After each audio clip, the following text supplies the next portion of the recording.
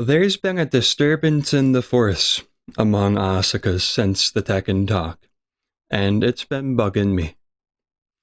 This video is a little bit different because it's moderately less scripted, so you're gonna have to bear with me while I stammer and through my notes here. I wrote all of this out tonight, and I'm gonna try to just rip through it in like an hour. There's just some stuff that I want to get off my chest, you know? You'll notice that I have some Elden Ring on screen as B-roll. I couldn't be shat to record any Tekken gameplay, so just enjoy me versus the God-Skin Apostle in the basement of the Kaled Divine Tower. This took me like 10 or so hours to beat this guy. I really hunkered down and tried to beat him even though I was underleveled. I think that this sets a good tone for this video though, when it comes to embracing a challenge, even when not all of the cards are in your favor. So anyways, here's what's up. Asuka is weak to sidestep right. Yes. Asuka has moves that force crouch, like down back 3 and down 2, and those moves are very common. You can't sidestep into the foreground while you're in full crouch. And this has been a thing basically for as long as I'm aware. Maybe in Tekken 4 you could sidestep into the foreground from full crouch, I'm not sure. If you use these moves, down back 3 and down 2 and some other moves, to force crouch on an opponent on the left side of the screen, they won't be able to sidestep right. And this is pretty neat. During the recent Tekken Talk though, they revealed in Season 2 we will be able to sidestep into the foreground from full crouch. And I think that this is totally fine. This forcing full crouch to stop people from sidestepping to the right, this is a pretty niche strat, not really used by many players. Like 99% of players probably never seriously implemented this, right? For the players that did use it like at a top level or in tournaments, I don't think that this strat was a significant deciding factor in most wins for these people. And I think that it's fair, completely fair, that players can always apply the intended counterplay no matter what side of the screen they're on. I think that's a very silly, arbitrary variable to have to follow. That doesn't make a lot of sense.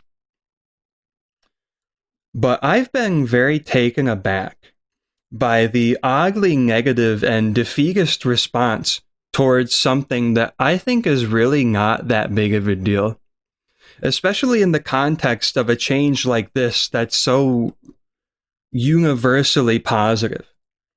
Being able to sidestep into the foreground from full crouch is something that benefits every character, including us as Asuka players. And not just a handful of players that are using a niche strat that Asuka doesn't really need, in my opinion.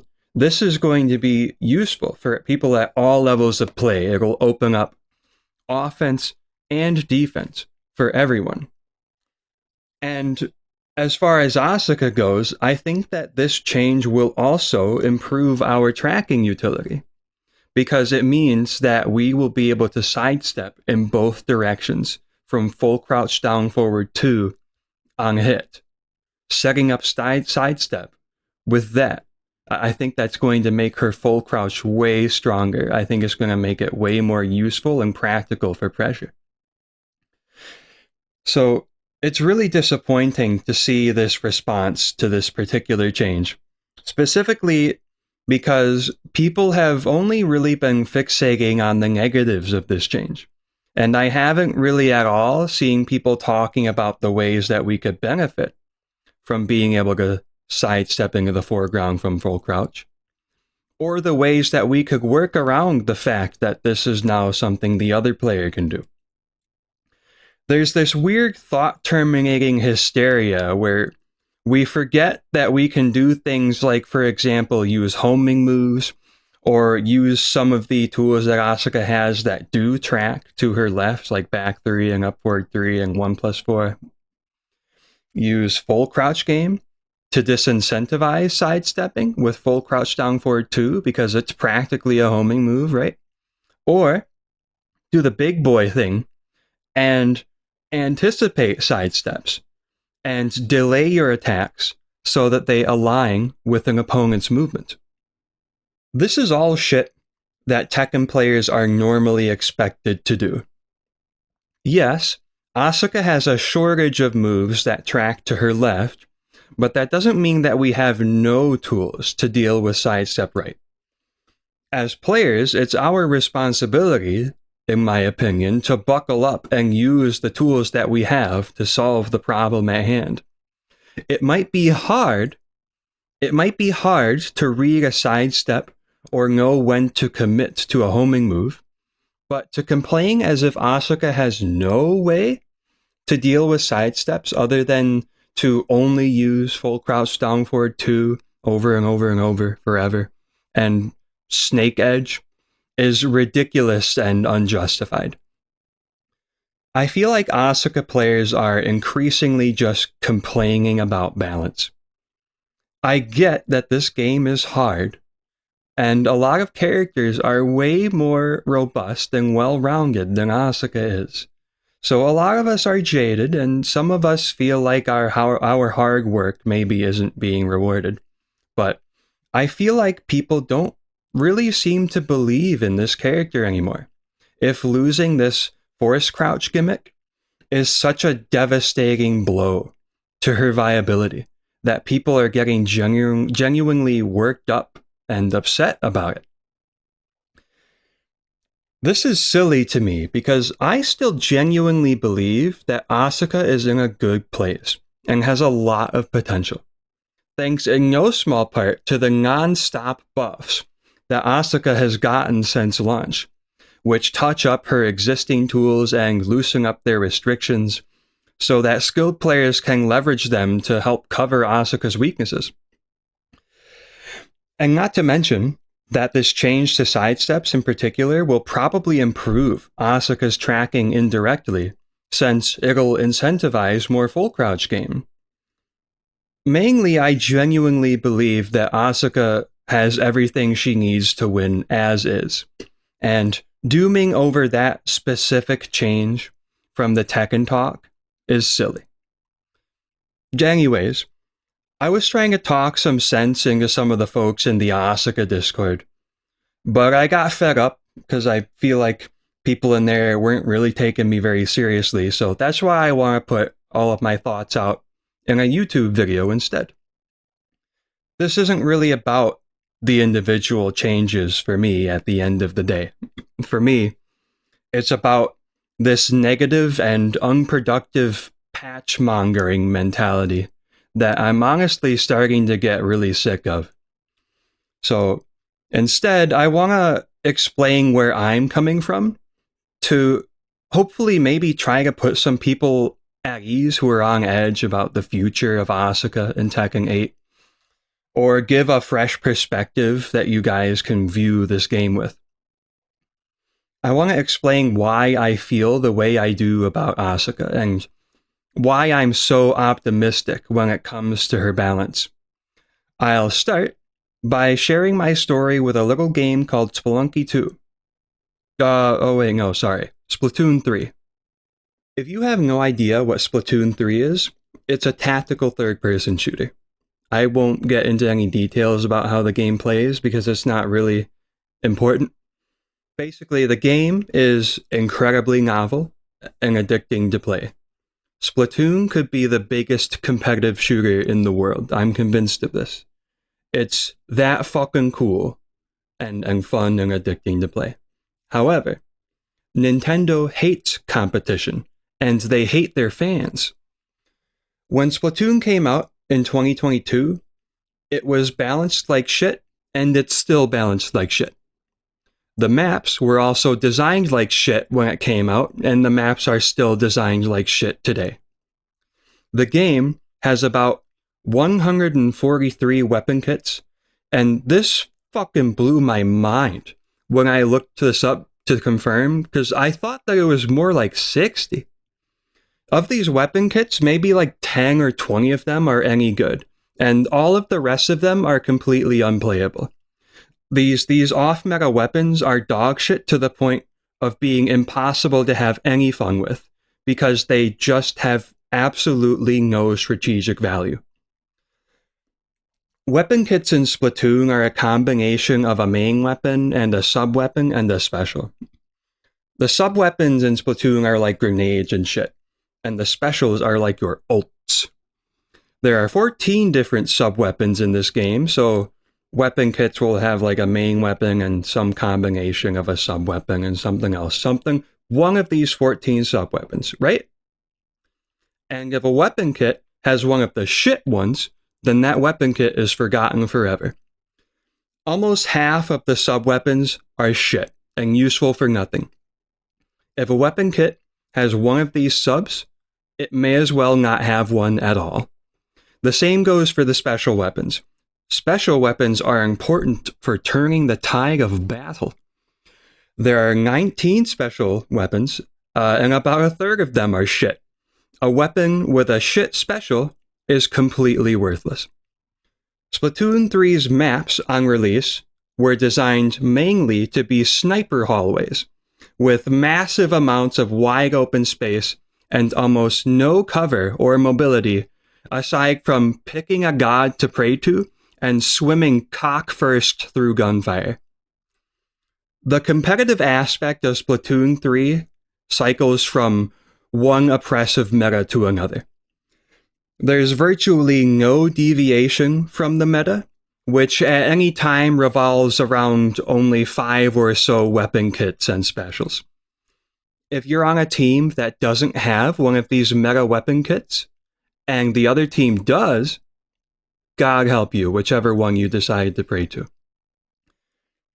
Despite all of that, when I played Splatoon 3, I played a lot of it, up until some point in late 2023. The game is entirely carried by its core gameplay and mechanics. Mastering your aim and your awareness of the map and the objectives and like how you control your character was all a ton of fun. And the time to kill in this game of 1 Planck second means that you're playing objectives and getting kills mainly through stealth and tactics. I felt like it was worth playing and worth getting better at for a really long time because I just thought it was fun, even though it was flawed. The reason that I eventually quit was because the longer the game went on, the more I was convinced that it would never get better. The post-launch support for the game balance of Splatoon 3 was a total joke. Imagine waiting 3 months for the chance to make the game a little bit better. Maybe make one of the 80+ unusable weapon kits somewhat interesting, or give a purpose to one of the dogshit sub-weapons that have been nearly unchanged since the game came out over a year prior. And the patch, when you look at it, has some completely random or meaningless changes to a grand total of like 5 different weapon kits. 1 special, or maybe even 2 specials if you're lucky, got a change to how long they take to charge up. And you're thinking, hey, that's good actually. This fuck off crab special was pretty OP. It kind of like runs the entire game. But actually, there's seemingly this strange rule where time to charge a special can only be changed in tiny increments between each patch. So that charge is still too quick. So you're actually going to have to wait another 3 months until the next chance that the charge time for the fuck off crab might be appropriately balanced. But wait, thanks to a massive oversight in design, that old meta is a thing of the past because now it's replaced with a new meta. And you better believe that that worthless sub-weapon that we mentioned earlier is nowhere to be seen because the developers forgot about it. At least we can rejoice over the map design because Nintendo will grace us with an update to put a solitary pole in the middle of the map that we can use as cover from sniper fire. The patch cycle of Splatoon 3 is an exercise in constant disappointment. The game has gotten a little bit better over time, but only through going on like 3 years now of teeny tiny baby steps for each patch.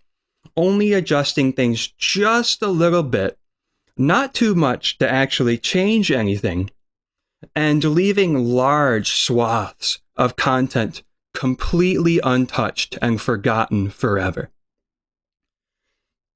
The people who still stick with Splatoon 3 after all this time are fucking troopers. They love the shit out of this game and they truly believe in it, even though the game doesn't pay them back for it. There's something about Splatoon 3 that's always stuck with me, and it's something that one of its most popular Western analysts said a long time ago, but not too long before they gave up on the game. Voice crack. Splatoon 3 actually has a very robust and talented competitive community in Japan. And this guy, his name was FLC, that's what he went by.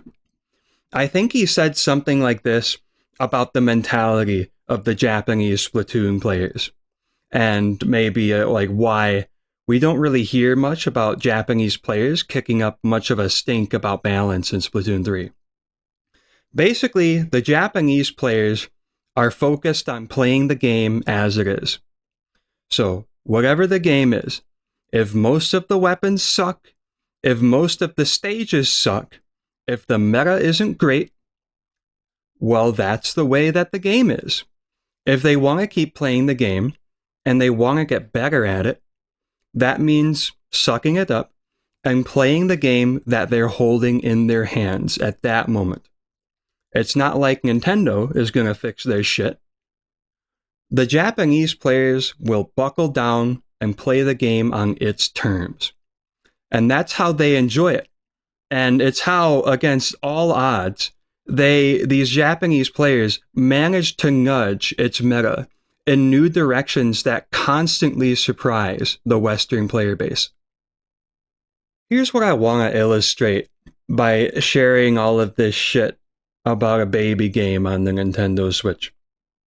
For one, if you're dissatisfied with the update cycle and balancing for Tekken 8, you have no idea how good you have it. I've got balance adjustments coming out of my fucking ass in Tekken 8, and I'm constantly floored by the willingness of the devs of this game to actually change shit. Tekken 8 is balanced like a fucking masterpiece. You can go in the game, pick any character, go online, and win. You can't expect that from a lot of games. We are spoiled with how much this game gets rebalanced. It's honestly crazy to me how much shit this game still gets for balance. The way that people talk about it, you'd think that Tekken 8 is unplayably bad, when really the game is very, very exceptionally balanced, with only a few exceptional outliers. The other thing is that I think it's silly how defeatist Asuka's are when it comes to balance patches for her. Asuka historically is coddled by balance patches. The developers are constantly buffing Asuka and loosening restrictions on existing moves to open up her toolkit. I can't recall off the top of my head a single nerf she's gotten since the launch of Tekken 8 that wasn't due to a universal system change. Even in the transition from Tekken 7 to Tekken 8, Asuka got nerfs, but she also got a ton of buffs and new moves and a whole install system. While running 1+2 in particular is like that aggressive low that players were always asking for. And it got giga buffed not too long after the game came out to be a counter hit launcher and shit. And it's a normal hit launcher with gusto. The new destabilizer gives us access to a lower risk knockdown low after it got buffed. Now the low is minus 14 on block. Most characters can only get good reward from low parrying it. And not to mention, they also increased the chip damage on the mid option, reduced the range on block. It's very good now as an aggressive alternative for power mix-ups.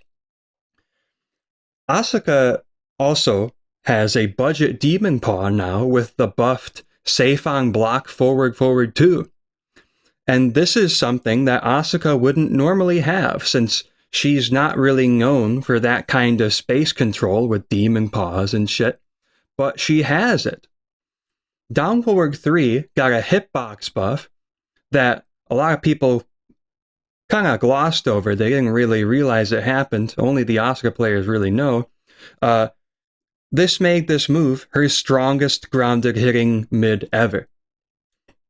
And that hitbox buff also enables a 68 plus damage launch off of forward 4, which is her homing long-ranged plus on block launcher that also functions as a keep out move. That's just what I remember off the top of my head, right? And Tekken 7 was also like this. It was also an unending shower of buffs for Asuka. I don't remember a single nerf from the entire life cycle of that game. But the thing is, Asuka players seem to take these patches for granted, because the feeling is just that they're not enough. The vibe is that Asuka exists in a poking game, and as long as her poking falls short, Asuka will be trash. As long as she struggles in the damage race and has a hard time keeping up pressure without heat, she'll be trash. But the way that I see it, the developers want Asuka to use her tools to work around these weaknesses. Asuka has everything that she needs to win. She's got lows. She's got counter hits, strings, 50-50s, homing, and some tracking moves. She uses chip damage really well. She's got throws and jabs just like everyone else. She's got an above average sidestep and exceptional whiff punishment. It's just hard to use all of it together effectively, right? But I think that's completely okay. And it's exactly why I love this character so much. I've had disagreements with people where it's like I give the impression that I want the character to be bad. It's like, obviously, if Asuka gets a stature kick, then she'll be a better character.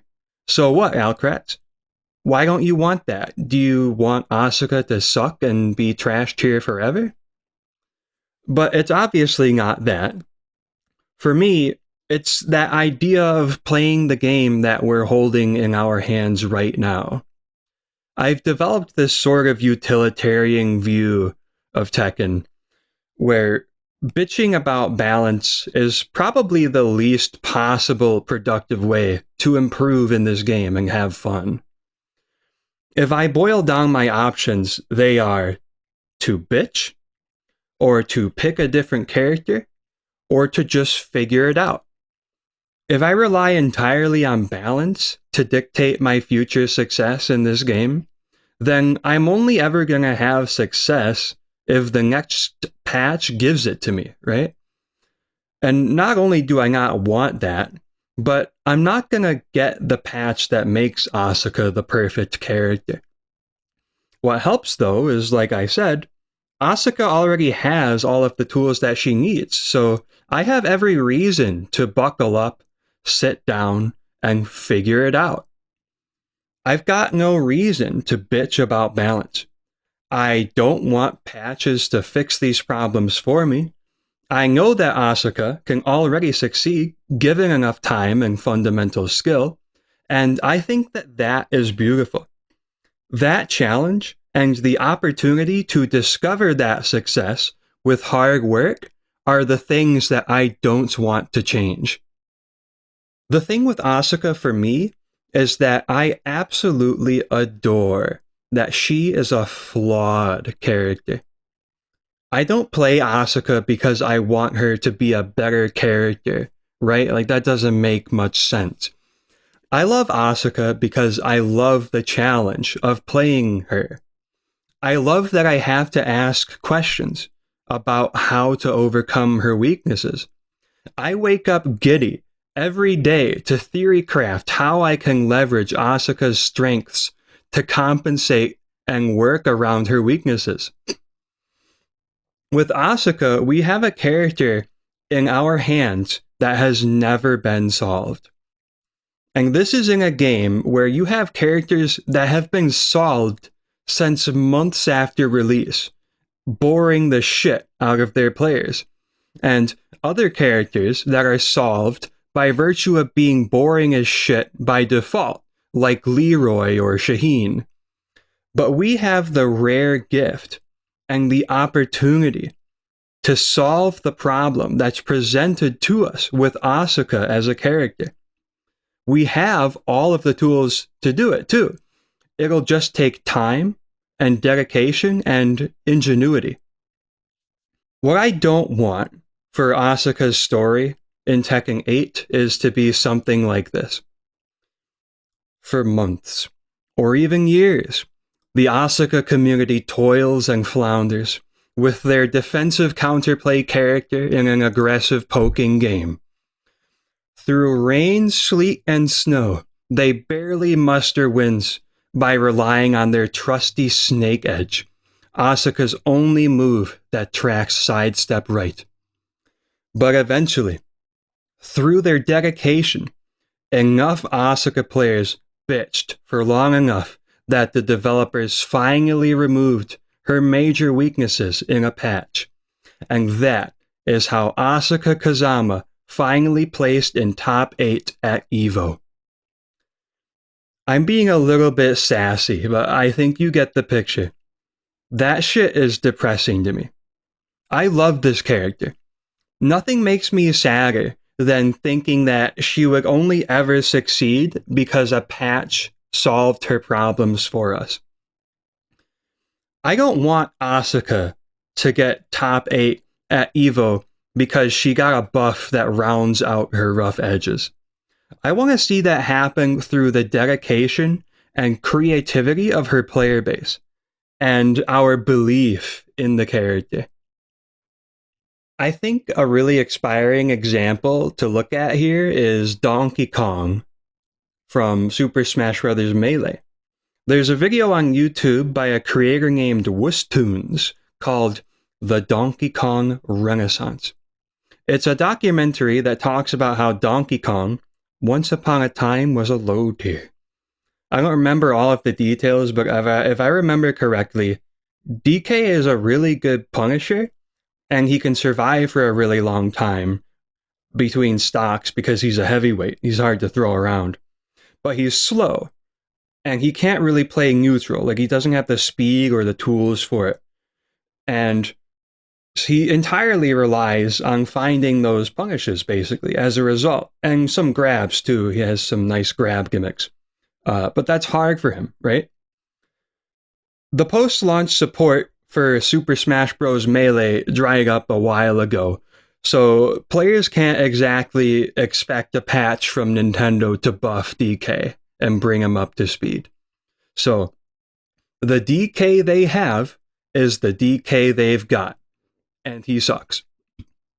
But one day, someone gives DK another whirl, and they think, hey, this character has some really big strengths, but they're held back by some really big weaknesses.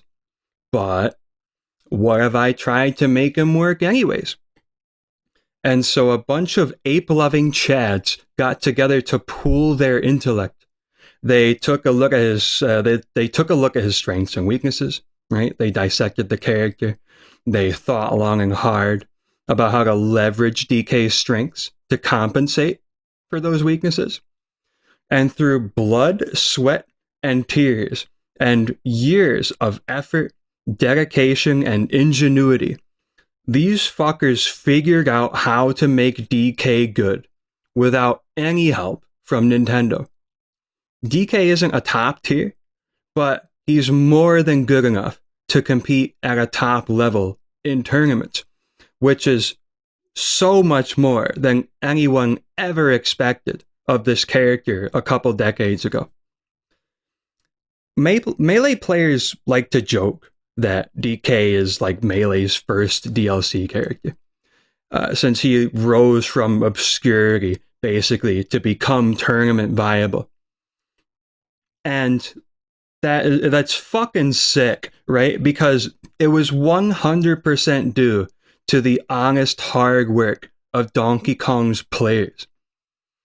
The character had what he needed to succeed, and they figured that shit out. Us Asuka players should be more willing to embrace the weaknesses of our character, and, like the DK players, accept those weaknesses as a challenge. Instead of complaining about how strong every other character is, and about how hard it is to win, I think that we should be willing to approach Tekken on its own terms. We should appreciate that we have the opportunity to solve this character. I don't think that we should want to just have easy solutions handed to us by patches. That's the way that all of us are going to improve as players anyways, right? Is by playing the game ourselves and trying to figure this shit out. In Tekken 8, we Asuka players have a rare and fleeting gift. And that is the opportunity to tell a goddamn story with this character. In 5 years, what I want to do, what I want to be able to do is make an Asuka Renaissance video about how Asuka players took the reins and elevated their character with nothing but sheer ingenuity and love for the character.